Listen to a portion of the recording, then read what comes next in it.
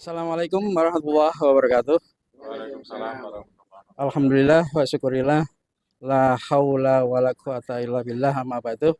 Eh, yang kami hormati ini Bapak hadir di tengah-tengah kita Bapak Sutadi selaku Sekretaris Majelis Dikdasmen dan juga Bapak Eko Wardoyo selaku Wakil Ketua dari Majelis Dikdasmen ya Bapak. Eh, Pertama, saya sampaikan terima kasih atas kehadiran ataupun kesempatan dari Bapak-Bapak untuk kita sedikit mengulik ya tentang bagaimana peran LDK terhadap Majelis Dikdasmen. Dan alhamdulillah saya Anang Wicaksono hadir di rapat kerja di Patian tanggal 27 Juli ini dalam rangka untuk hadir memenuhi undangan dari rapat kerja Dikdasmen seluruh Kabupaten Kendal.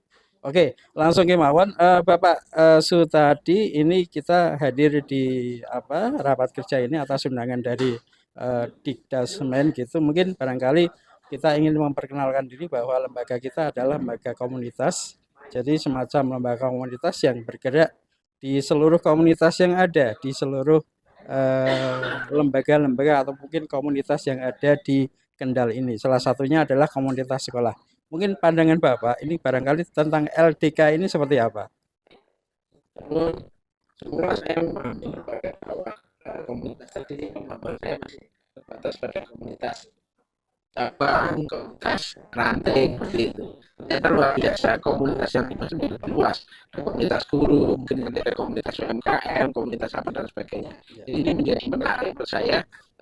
Sekilas tadi ada dengan Pak Dokter Hidayat, saya menangkap apa banyak yang bisa saya akses dari LDK nanti terhadap dia dan tergantung ketika bola itu dilempar apa kita mau menangkap atau tidak. Menurut saya itu tantangannya justru kembali kepada Dikdasmen juga, gimana Dikdasmen menangkap peluang ini karena sudah dilempar bola itu Iya, kegiatan ini itu ada kegiatan sebagainya. Menurut saya kegiatan positif dalam rangka meningkatkan branding sekolah. oke. Sekarang tantangannya adalah bagaimana kami menangkap itu. Oke, ya. Ya. Salah satu program kita itu adalah usaha kesehatan sekolah ya Bapak. Artinya kita untuk coba menjembatani ya antara program kita, lembaga komunitas kita dengan lembaga pendidikan yang ada. Mungkin hambatan-hambatan yang ada berkaitan dengan pengembangan UKS yang ada di lembaga Dikdasmen itu seperti apa? Selama ini banyak kepala sekolah yang berpikir UKS itu usaha kesehatan sekolah itu identik dengan kegiatan menolong menolong anak-anak yang sekedar semaput lah bahasa saya seperti itu. Padahal usaha kesehatan sekolah menurut saya menjadi luas lagi, tidak sekedar anak semaput tapi bagaimana lingkungan sekolah tidak membuat semaput itu juga perlu Iya, dibangun. betul. Nah, ini menurut saya juga menjadi menarik sehingga nanti Hmm, perlu kita sinergikan UKS-nya versi yang dikembangkan LDK dengan UKS yang ada di sekolah kita, seperti apa. Artinya di masing-masing grade akan berbeda. Bagaimana UKS di TK Aba, UKS di SD Muhammadiyah, SMMI oke. Muhammadiyah, UKS di SMP. Tentunya mereka teman-teman kan sudah punya semacam gradasi atas kegiatan itu harus seperti apa. Oh gitu. Barangkali mungkin lebih mempertajam lagi berkaitan dengan usaha kesehatan sekolah yang kami nilai ini dari lembaga komunitas ini berjalan agak stagnan ya Bapak. Mungkin barangkali yang bisa kita dorong, bisa kita bantu untuk barangkali mungkin kita bisa merevitalisasi kembali tentang usaha kesehatan sekolah itu seperti apa? Pertama, struktur. Struktur. Jadi menurut saya perlu ada struktur UKS yang dilegalisasi oleh majelis Hmm, supaya oh ini loh strukturnya. betul, Nanti kita dari situ struktur akan bergerak bagaimana tugas fungsinya harus seperti apa dan sebagainya. betul. Karena menurut saya UKS itu menjadi hal strategis. Sederhana saja ketika UKS saya diseragami Iya. saya dibeli Hmm, pas apa hmm, nama rompi atau apa menjadi hmm, menarik di mata hmm. anak-anak yang lain dia Betul, berbeda. betul. Nah, ketika ini menjadi branding juga, Iya, tapi kan menjadi menarik. iya. Bagaimana kita meyakinkan peserta didik yang lain atau masyarakat, oh ternyata di sini ada hal yang luar biasa. Tidak Oke, sekedar UKS usaha kesehatan, tapi juga bagaimana menolong keselamatan orang itu sendiri.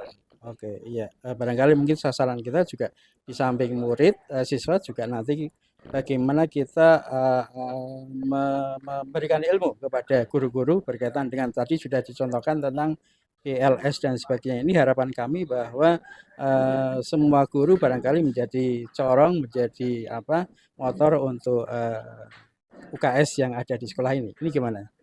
Saya melihat posisi ini berada pada posisi di mana justru kita dengan LDK dan fasilitas atau sekolah itu lebih mengembangkan lagi tentang usaha-usaha kesehatan sekolah yang dimana sebatas pada waktu yang dulu UKS itu dipandang seperti apa tadi Pak Sutadi mengatakan Iya. hanya untuk nolong orang Oh, semaput. betul.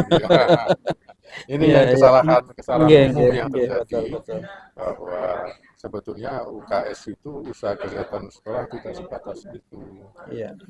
Nah, justru akan semakin berkembang lagi kalau LDK di mana lembaga dakwah komunitas ini kalau di sekolah tidak hanya dengan siswa mestinya, dengan orang tua karena Iya, orang tua iya. tersendiri. Di mana Betul. kalau di sekolah kan ada komite sekolah. Betul.